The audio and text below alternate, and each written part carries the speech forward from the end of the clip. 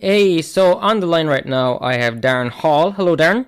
Right. Hey, so Darren, you're a playwright and everything, an actor. Yeah, well, I haven't really acted now since college. Oh yeah. I studied it in Sligo, hmm and then kind of fell sideways into everything else. Yeah, well, I mean, I suppose it's like a lot of playwrights. A lot of playwrights sometimes they start out as actors and maybe just go on to writing. Then they just find that's what they're more drawn to. Yeah, It's a because I joined the course because it was like a fairly varied one.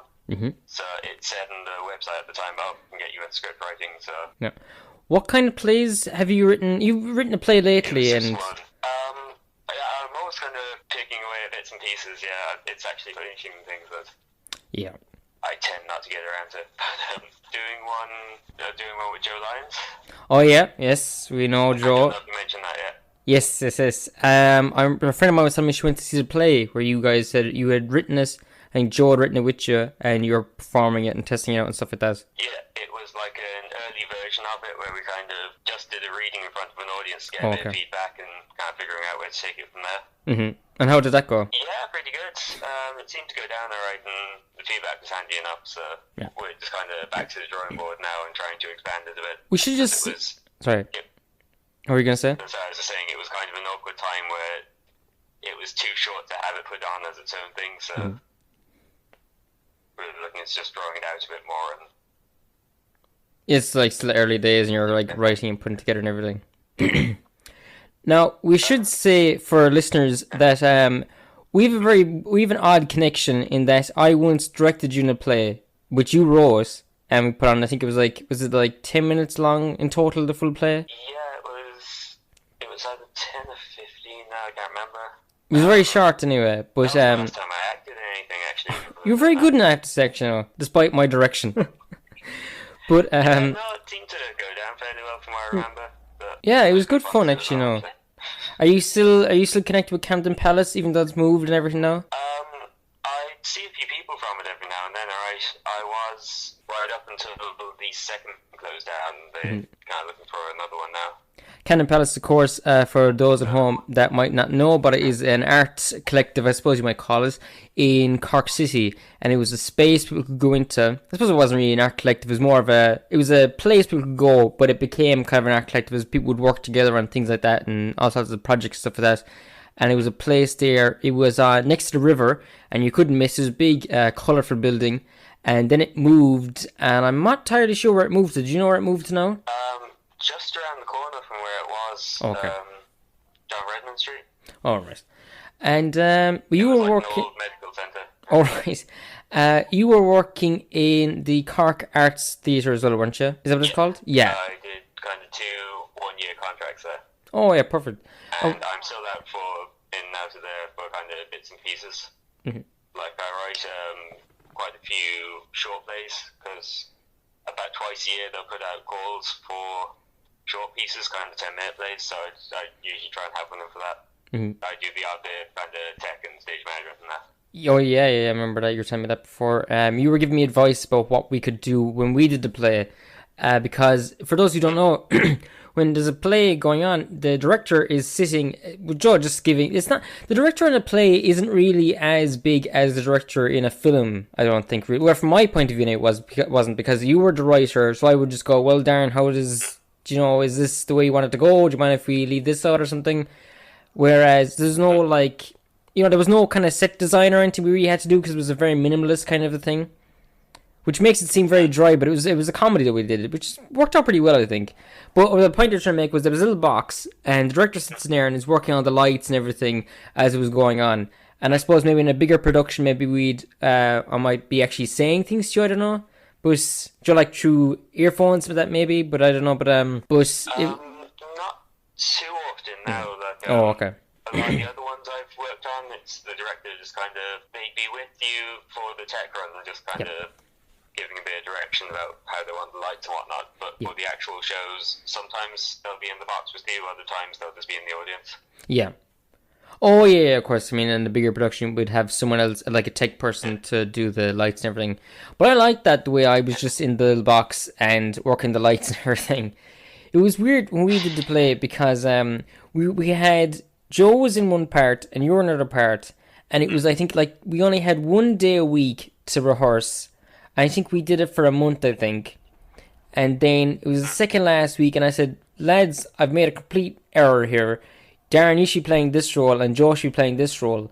And it turned out it was just, whatever it was, just chemistry or what way it worked out, it just ended up working out kind of better. And I was like, oh, this worked out really well. It just gave me, like, it just... Yeah, I remember that. It was amazing that we actually were able to pull it through, because we only had 1 day a week to rehearse, and I think you guys did a brilliant job, in fairness. Yeah, no, thanks. I was quite happy with how that came out now. Although that being said, do you have was there a video you said you had at the time? I do. I have a video of it, but the other day my hard drive broke.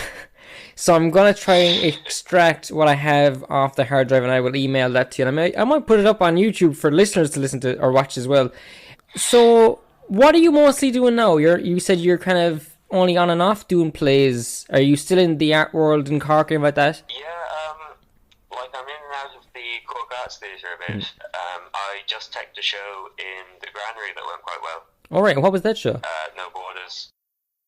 No Borders, series of pieces with my friend John Hayes. It's about, it's kind of a story is inspired by immigrants and people working in direct provision.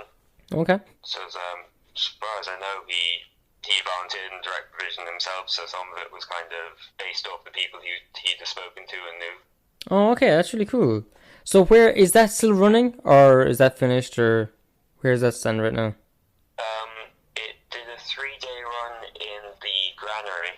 Okay. And we're just kind of looking into what we might be doing with it next. So. Alright, well, if it opens up again, can you drop us a line, let us know, and we can tell people where to go to see that when it finds another home there in Cork City. And if people are around the area, we're not too far out from here in West Limerick. It's Newcastle West we're broadcasting out of. People can go in there. It's only I think about an hour's drive to Cork from here. So people could always pop in and see that play. So what was the play that you and Joe were working on? What was that about? It was partially kind of inspired by someone he knew. Mm-hmm. Who he gave up his name and kind of to pursue a personal philosophy, or for lack of a better. Oh, okay. And so it was kind of inspired by him.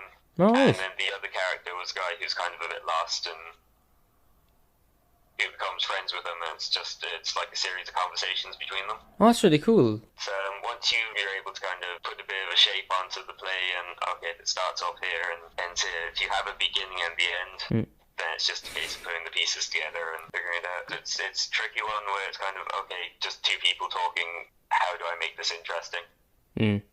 I suppose, what is a good way for people to get started in theatre and things like that? If there was a place, if someone wants to move to Cork now and is interested in working in theatre and stuff like that, if you any place for people to kind of go to volunteer or something to start when they're starting out and things like that?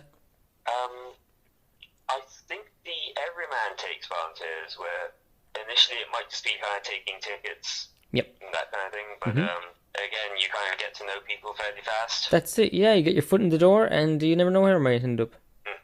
It's like any job, you know? Yeah. And I haven't come across any amateur acting groups lately. They kind of come and go, but they're usually a pretty good kind of first port of call. And Cork Actors Directory on Facebook is a good one to just join and kind of keep an eye on what's on. Oh, yeah. So, I suppose that's about it, really. Oh, yeah, so I just wanted to ask you as well, how was I as a director? Not that I'll ever be doing any directing again, I don't think. But no, it was good fun directing you guys actually that time, and I was bragging about that for a long time afterwards. Like, oh yeah, I directed a play.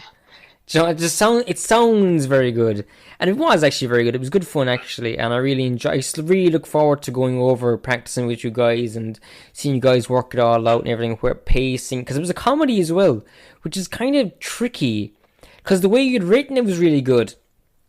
And so it was all there on the page, but if someone went over or something like that, like you go, no, bring it back, it's fine the way it is, because what's there on the thing. So you don't realize that it's funny. It's funny on its own. You didn't have to put any inflection on it or anything like that. It was really good. No, in fairness, I have to say. But yeah. So I've taken up your time long enough. I'm gonna let you go. But yeah, where should people go to find you? You have a Twitter page or anything that you can, if you want people to follow you? Just Okay. Right. Darren, thanks so much for being with us here today. I will see you. I'd say there'll be a few edits needed there, but Nah, it's alright. This is Michael Muto here on Western 102 FM. Hey, this is Michael Muto here on Western 102 FM. I've got something to just say about the interview I just did with Darren Hall. I'm an idiot. We mentioned Joe Lyons, we mentioned Darren himself in the play, didn't mention Carol Vassar, who was the third actress in the play, who was amazing, to be honest with you. Barely needed any direction at all. Unbelievable actress. Just does amazing work as well with travelling communities and things like that around Cork City. Sorry, Carol, if you were listening to this and you didn't hear us say your name. Again, sorry. Totally forgot. I'm a dope. I forgot. I'm sorry. Very sorry. Anyway, moving right along. Here is Aha, Take On Me.